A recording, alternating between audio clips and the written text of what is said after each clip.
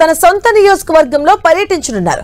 CM సొంత నియోజకవర్గం కొడంగల్లోని ప్రభుత్వ పాఠశాలల విద్యార్థులకు నాణ్యమైన మధ్యాహ్న భోజనం అందించేందుకు అక్షయ పాత్ర ఫౌండేషన్ ముందుకొచ్చింది.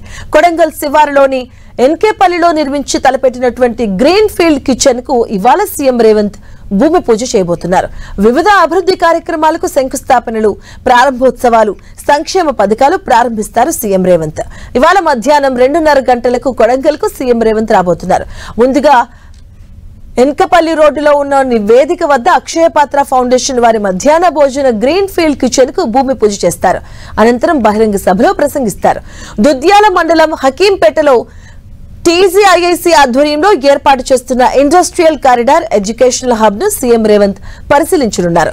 ఇందుకు సంబంధించిన ఏర్పాట్లను వికారాబాద్ జిల్లా కలెక్టర్ ప్రతీక్ జైన్, ఎస్పీ నారాయణ రెడ్డి కలిసి పరిశీలించారు. సీఎం పర్యటన నేపథ్యంలో పటిష్ట బందోబస్తును ఏర్పాటు చేశారు.